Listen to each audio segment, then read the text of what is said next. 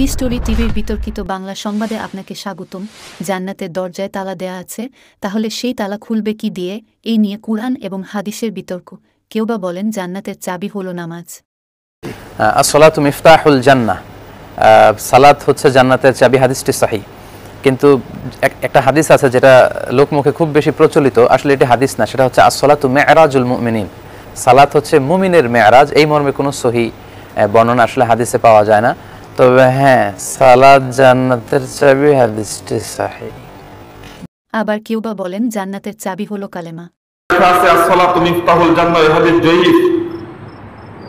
নামাজ বেহেশতের চাবি, নামাজ পড়লেই জান্নাতে যাবেন, এই হাদিস ঠিক না, এই হাদিস জয়ীফ হাদিস, দুইজন দুর্বল রাবী আছে। বরং জান্নাতের চাবি হলো লা ইলাহা ইল্লাল্লাহ, বরং জান্নাতের চাবি হলো লা ইলাহা ইল্লাল্লাহ। আর চাবির গাঁট হলো যত শরীয়তের আমল আছে সব হলো চাবির গাঁট। আপনি শুধু লা ইলাহা ইল্লাল্লাহ বলে জান্নাতে যাবেন, এটা পারবেন না।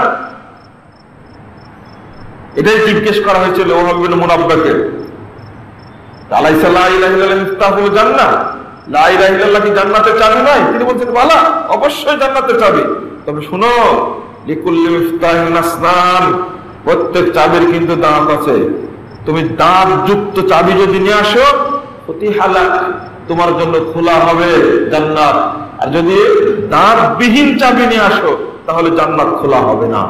সেই বুখারী খুলুন, 165 পৃষ্ঠা খুললেই পাবেন হাদিসটা। কিতাবুল জানায়েজের প্রথমে উল্লেখ করা আছে। জান্নাতের চাবি হিসেবে কালিমায়ে তাওহীদকে বলা হয়েছে, সেটা হলো জান্নাতের মূল চাবি। কালিমায়ে তাওহীদকে বলা হয়েছে, সেটা হলো জান্নাতের মূল চাবি। সে হাদিসে নবী করিম সাল্লাল্লাহু আলাইহি ওয়াসাল্লাম আরো বলেছেন যে চাবির একাধিক দাঁত থাকে, অতএব জান্নাতের যে চাবি, সেই চাবিরও একাধিক দাঁত আছে। অর্থাৎ তাওহীদের পাশাপাশি জান্নাতে যেতে হলে সালাত ইত্যাদি এগুলো লাগবে, এগুলোকে ছোট ছোট চাবি বলতে পারেন। সেই হিসাবে এগুলাকে চাবি বললে সেটাকে আমরা তারা বোঝাবো যে সালাতটা জান্নাতের চাবি, মানে সালাতটা জান্নাতের ছোট চাবি, আর সালাত ঈমানটা হলো, তাওহীদটা হলো সালাতের মূল চাবি। হাদিসে আবার কেউ বা বলেন জান্নাতে কোনো তালা দেয়া থাকবে না, জান্নাতের দরজা খোলা থাকবে।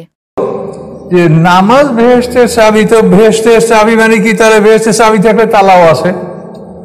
তাহলে এখন বেহেশতটা মনে করেন যে আপনারা পৃথিবীতে দালান কোঠা দেখেন তালা চাবি দিয়ে আটকানো হয়, বেহেশতটাকে এরকম হবে? এই কল্পনা করা তো ভুল আপনার। আমাদের এই রোগটাই এখানে যে আমরা কোরআন থেকে বিষয়টা না নিয়ে হাদিস থেকে শুরু করি, আর এটা কোরআনের সাথে এটা ধাক্কাধাক্কি লাগাই দিই। কিন্তু এটা তো নিয়ম না। আপনি জান্নাত সম্পর্কে কোরআনে কি বলা আছে দেখেন, তাহলে পৃথিবীর যতই উন্নত মানের অট্টালিকা দেখেন, জান্নাত কি এরকম হবে? এর সাথে অনেক উন্নত মানের হবে, যেটা আমরা চিন্তাই করতে পারি না। তালা চাবি, এটা তো নর্মাল একটা ঘরের খবর যে তালা চাবি। তো জান্নাতে যে তালা চাবি হবে এরকম কথা তো কোরআনে বলা নাই। জান্নাতে যে তালা চাবি হবে এরকম কথা তো কোরআনে বলা নাই। কোরআনে কি বলা আছে? ওয়াসিকাল্লাযীনা আত্তাকাউ রাব্বাহুম ইলাল জান্নাতি যুমারা হাত্তা ইযা জাউহা ওয়া ফুতিহাত আবওয়াবুহা। যারা আল্লাহকে ভয় করেছে তাদেরকে দলে দলে জান্নাতের কাছে নিয়ে যাওয়া হবে, এবং যখন তারা জান্নাতের কাছে উপস্থিত হবে তখন অবস্থাটা এই হবে, অফুতিয়াত ও হালিয়া, মানে অবস্থাটা এই যে ফুতিয়াত আবওয়াবুহা, তার দরজাগুলি খোলা থাকবে। মুমিনরা যখন তার জান্নাতে বাড়ির সামনে উপস্থিত হবে তখন এই সে পাবে অফুতিয়াত। আর আগে কাফেরদের ব্যাপারে আছে ফুতিয়াত, সেখানে কিন্তু নাই, আপনার পড়ে দেখেন নাই। আর মুমিনদের ব্যাপারে এখানে আছে হালিয়া, মানে অবস্থাবোধক। এমন অবস্থায় তারা সেখানে উপস্থিত হবে যে তার দরজাগুলি খোলা থাকবে, এই খোলা দরজা থাকবে, এবং আপনি ঢুকবেন, পাহারাদাররা আপনাকে সালাম দিবে। এটা হলো জান্নাতের বিবরণ। তাহলে সেখানে তালা চাবির কথা বলা নাই। আসলে হুজুরদের এসব বিতর্কিত ফতুয়া না শুনে জনগণের উচিত আল কুরআন ভালো করে পড়ে আমল করা। সঙ্গে ছিলাম আমি শুক্তারা।